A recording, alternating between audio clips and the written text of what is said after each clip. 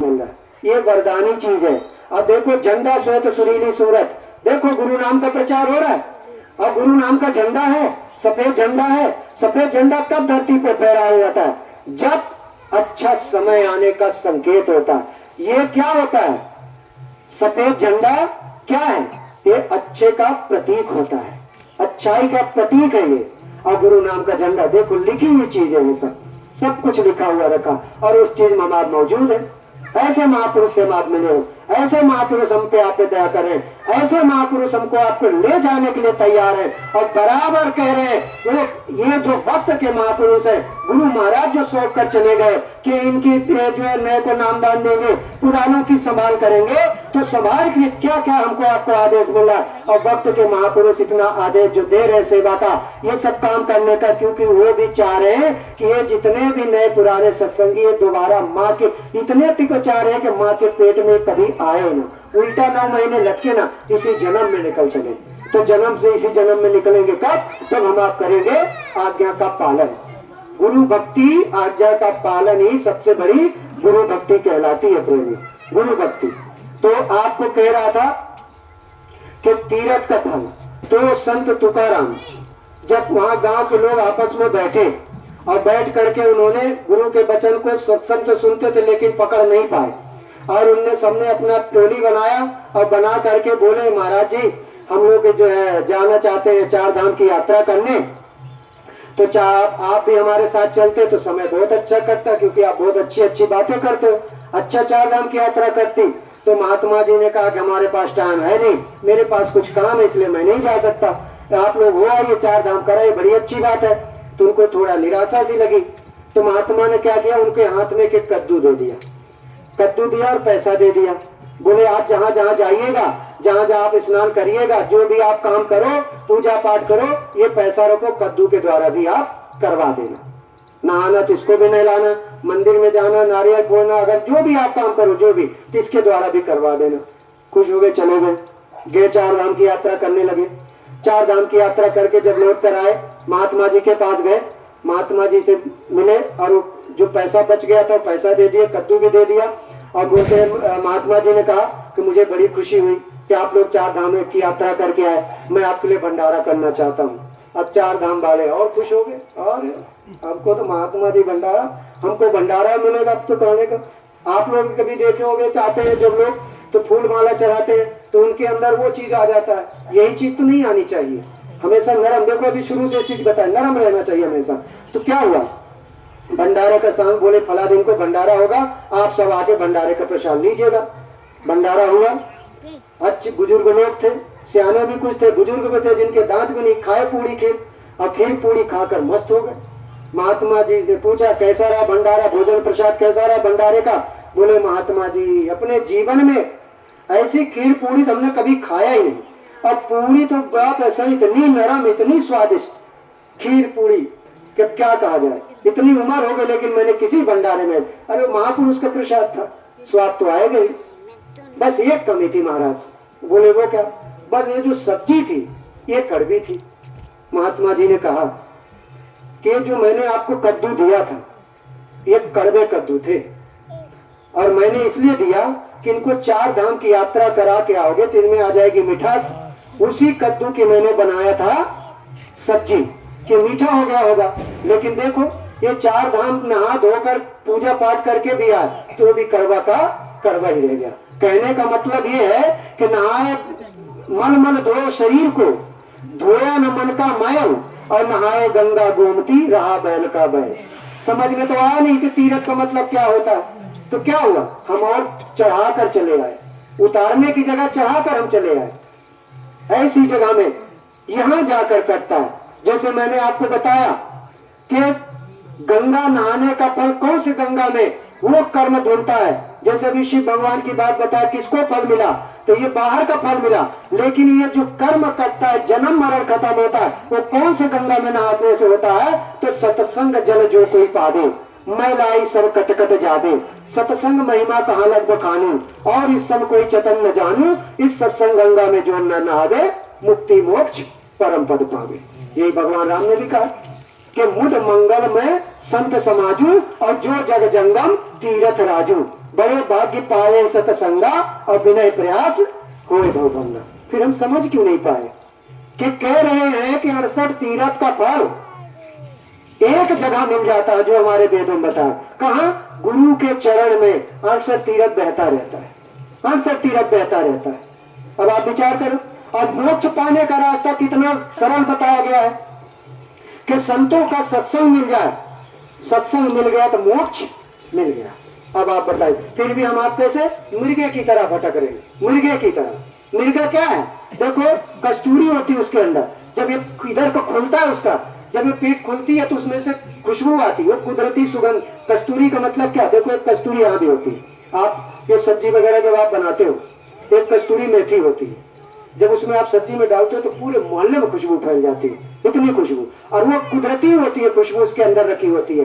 और जब उसमें से निकलती है तो क्या करता है? उसको पाने के लिए दौड़ता है, लेकिन वो भागते भागते थक जाता है, पा नहीं पाता, तो वही थक जाता है, हार जाता है कि पता नहीं कहां से आ रही। अगर उसको ये पता हो जाए हमारे अंदर ही है तो सुगंधी का आनंद लेने पड़े, लेकिन वो उसको पशु कहा गया, जानवर कहा गया। कम से कम वो जानवर तो इतना तो समझ रहा है कि ये जो खुशबू आ रही धरती पे नहीं कहीं और से आ रही, उसको पाने के लिए भाग रहा है। और हम आप मानव कहलाए, देव दुर्लभ कहलाए, हमको आपको विवेक दिया गया, तब भी हम आप विचार नहीं कर रहे कि भगवान इसके अंदर है, हम मिर्गे की तरह हम आप भटक रहे हैं और इस जीवन को हम खोए दे रहे हैं, खोए दे रहे हैं। तो बहुत अच्छा मौका है प्रेमियों, आप जो नए लोग आए हो एक बार आजमा के देख लो, करके देख लो। माताएं बहनें 4-6 महीने करके देख लो, गुरु की दया मिलने लगेगी। तो आप भी मीरा बनो, बनो मीरा।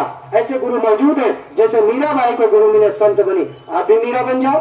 करो गुरु का गुणगान, गली गली गुरु गाने लगी। किसका? गुरु का गुणगान गाने लगी। लेकिन गुणगान गाने का उसको फल क्या मिला? डंडे पत्थर और जहर, डंडे। आज हम आप मीरा, अरे हम ही जैसे लोग होते थे उस समय भी, जब गुरु मिल गया, नाम मिल गया, और आप समझ लो जब ऊपर गई अंदर में, और जहां इसको कहते हैं। अब आप देखो राजा हरिश्चंद्र, आपने नाम ही सुना, कितने बड़े दानी कहलाए, और दान देते हुए भी, दान देते हुए नीचे मुंडी करे रहते थे और ऐसे उठा उठा के देते थे। लोगों ने पूछा, अरे दान करते समय तो लोग एकदम प्रफुल्लित होते हैं, उनके चेहरे हाव भाव उनके बदले होते हैं, खुशी होती है, लेकिन आप तो सर नीचे किए हुए हो, ये तो आपके अंदर खुशी नहीं है। ऐसा क्यों? तब उन्होंने कहा, देनहार कोई और है, देख रात दिन रैन, और ऐसी देनी देख कर तासु नीचो नैन। मैं कहां दे रहा हूं? अरे जब दुनिया उसकी, शरीर उसका, हर चीज उसकी, तो मेरी कहां से चीज हुई? वो दे रहा है, वही दिलवा रहा है। मैं, अब हम आप क्या सोचते हैं कि जो कुछ है मेरा है, मैं कर रहा हूं। अरे मैं शब्द लाओ ही मत, मैं में तो हम आप फंसे हैं। मैं कुछ नहीं है, मैं अहम है, मैं नहीं हूं, मैं शरीर नहीं हूं, मैं आत्मा हूं, परमात्मा की अंश हूं, मैं नहीं हूं, मैं इसके अंदर है।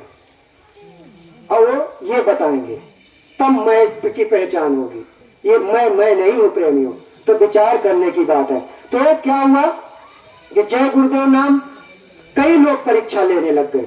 आज जब से लॉकडाउन लगा 2020 में, देखो महापुरुष 17 जून 2019 मदन महल स्टेशन जबलपुर में बाबा उमाकांत जी महाराज का चरण पड़ा, पहली बार वहां चरण पड़ा और वहां कार्यक्रम हुआ। वही महात्मा जी ने बताया था कि प्रेमियों लोगों की जान बचाओ। वीडियो देख लेना, आप लोग पढ़ा होगा। और महात्मा ने कहा जीवों की जान बचाओ, लोगों की जान बचाओ, शाकाहारी बनाओ, क्योंकि ऐसी छूत की बीमारी दुनिया में फैलने वाली है कि माँ मरेगा बेटा नहीं छुएगा, बेटा मरेगा माँ नहीं छुएगी। ऐसी दुनिया की घर से निकलना मुश्किल हो जाएगा लोगों को। देखो हम लोगों ने 7 मार्च तक प्रचार किया था और 7 मार्च को जब प्रभात फेरी निकालकर और प्रार्थना करके समापन कर रहे थे, तभी संदेशा आया कि आज के बाद ये सब बंद करो। बंद कर दिया गया। और 20 मार्च आते आते पूरी दुनिया में घर से निकलना मुश्किल हो गया था। घरों से नहीं निकल पाए थे लोग। ऐसी छूत की बीमारी फैल गई कि कोई एक दूसरे को देख नहीं पाया, छू नहीं पाया, अग्नि तक नहीं दे पाया। और डर भी लग गया लोगों को कि हमको कहीं छूत की बीमारी न लग जाए। लाखों रुपए आप लोगों ने देखा होगा न्यूज में, ऐसे लाखों रुपए हाथ में लिए थे। मेरे बेटे को, मेरे बच्चे को, मेरे माँ को थोड़ी सी जगह दे दो, थोड़ी सी जगह लाख रुपए ले लो, लेकिन पैसा काम नहीं आया। प्रेमियों, कितनी दूर दृष्टि के महात्मा हमको आपको बता रहे हैं और हम आप सुन नहीं रहे। 2021 में देखो, 2021 23 फरवरी रांची में कार्यक्रम हुआ था और वहां महापुरुष ने संदेशा भिजवाया कि प्रेमियों, इस बार समय कम है, इस बार लाशों पे लाशों का होगा नजारा, सुनते तो जाओ संदेशा हमारा। शमशान घाट कब्रिस्तान में जगह कम पड़ने वाली है। 13 अप्रैल 2021 तक प्रचार प्रभात फेरी की गई और 14 अप्रैल 2021 को लगा लॉकडाउन लगभग। और जैसे मई का महीना आया, पूरी दुनिया में शमशान घाट कब्रिस्तान में जगह कम पड़ गई, जगह कम पड़ गई। प्रेमियों, लोग चेत नहीं पा रहे, समझ नहीं पा रहे बात को। विचार करने की बात है। उसके लिए भी महात्मा संकेत दे रहे हैं, आगे का समय बहुत ही खराब आ रहा है। अभी तो कुदरत का ट्रेलर था, पिक्चर जब चलेगी, रील चलेगी, क्या स्थिति बनेगी, विचार करना। तो महात्मा एक ही प्रार्थना तो देश दुनिया सारे जाति मानव जात से प्रार्थना कर रहे हैं, एक ही तो प्रार्थना करें, हाथ जोड़कर, विनय हमारी तजो नशा बनो शाकाहारी। बस इसी से आपकी रक्षा हो जाएगी। बस आप जीव हत्या बंद कर दो, शराब मांस आप छोड़ दो, और आप किसी को दुख तकलीफ मत दो, किसी को मारो मत, किसी को काटो मत, किसी की खेती बाड़ी मत हड़पो, किसी का घर मत तोड़ो। ये देश की संपत्ति को भी अपनी संपत्ति समझो, देश की संपत्ति को भी नुकसान मत पहुंचाओ, क्योंकि देश की संपत्ति हमारी आपकी संपत्ति है और देश का नुकसान हमारा आपका नुकसान है। क्यों? क्योंकि अगर आज हम तोड़ फोड़ आंदोलन जो हम करते हैं तो इसका खामियाजा हम आम जनता पे ही आता है, क्योंकि टैक्स बढ़ता है, टैक्स बढ़ता है, हम ही आपको ही देना पड़ता है उसकी भरपाई करने के लिए। फिर हम आप कहते हैं कि महंगाई बढ़ गई, महंगाई कहाँ, कैसे न बढ़े, नुकसान ही हम क्यों करें, उसको हम अपना समझे, क्योंकि हम यही रह रहे हैं, यही खा रहे हैं। तो अपना समझना चाहिए। बड़ों से प्रेम करें, छोटों से प्रेम करें, बड़ों का आशीर्वाद लें, उनका मान सम्मान करें।